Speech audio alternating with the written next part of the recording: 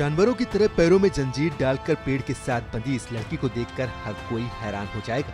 और जब पता चलेगा कि इस लड़की को पिछले 3 सालों से इसी तरह बांध कर रखा है तो आपके पैरों तले जमीन ही खिसक जाएगी। लड़की का नाम है बीरपाल कौर, जो तरनतारन के गांव करियाला में रहती है।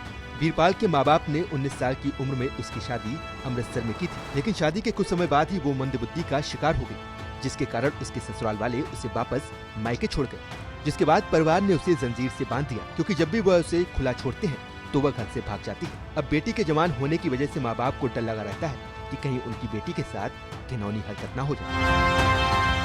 ये भाजी ये 2-3 साल हो गए इदा पता नहीं लगा सानू, अं समझ नहीं लगी, पढ़ती जगी भली पहला ਤੇ ਮੁੜ ਕੇ ਅਸੀਂ ਚੱਲ ਵੀ 18-19 ਸਾਲ ਦੀ ਜਦ ਜਮਾਨਾ ਨਹੀਂ ਚੰਗਾ ਵੀ ਚੱਲ ਵਿਆਹ ਦਿੰਨੇ ਆ। ਉਹ ਵੇਖ ਕੇ ਸਭ ਕੁਝ ਉਹਨਾਂ ਵੇਖਿਆ ਆ ਦੇਖੀ ਕਹਿੰਦੀ ਮੁੜ ਕੇ ਵਿਆਹ ਤੇ ਅਸੀਂ ਮਹੀਨੇ 2-3 ਮਹੀਨੇ ਤੇ ਬਾਅਦ ਚ ਉੱਥੇ ਮਹੀਨਾ ਕਿਉਂ ਰਹੀ ਉੱਥੇ ਤੇ ਬਾਅਦ ਚ ਉਹ ਆਂਦੇ ਵੀ ਇਹਨੂੰ ਪਤਾ ਨਹੀਂ ਲੱਗਦਾ ਛੱਡ ਕੇ ਬਾਅਦ ਚ। ਤੇ ਸੰਗਲ ਕਿਉਂ ਮਾਰੇ ਇਹਨੂੰ? ਸੰਗਲ ਭਾਜੀ ਇਹ ਭੱਜ ਜਾਂਦੀ।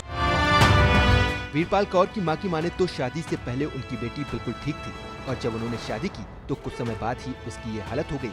परिवार इतना गरीब है कि वह अपनी बेटी का इलाज नहीं करवा सकता। 2 वक्त की रोटी कमाने के लिए जब सूरज निकलता है तो इन्हें चिंता सताने लगती है। गांव के लोगों से भी इन्होंने मदद मांगी, मगर किसी ने मदद नहीं की। बेटी ने इतना पता नहीं लगा भाजी, हो गया 3-4 साल।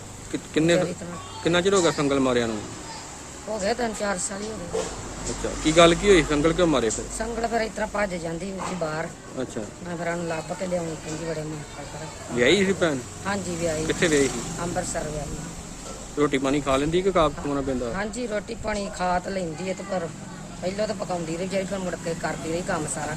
ਮੁੜ ਕੇ ਵਿਚਾਰੀ ਫਿਰ ਜਦੋਂ ਢਿੱਲੀ ਮੁੜ ਕੇ ਨਹੀਂ ਕਰ ਜਦੋਂ ਵਿਆਹੀ ਹੋਦਾ ਵੀ ਵਿਚਾਰੀ ਕਰਦੀ ਰਹੀ ਜਾਂਗਾ ਭਲਾ ਉੱਥੇ ਕੰਮ। ਮੁੜ ਕੇ ਥੋੜਾ ਨੂੰ ਥੋੜਾ ਇਸ ਤਰ੍ਹਾਂ ਫਿਰ ਉਹ ਵੀ ਛੱਡ ਗਏ।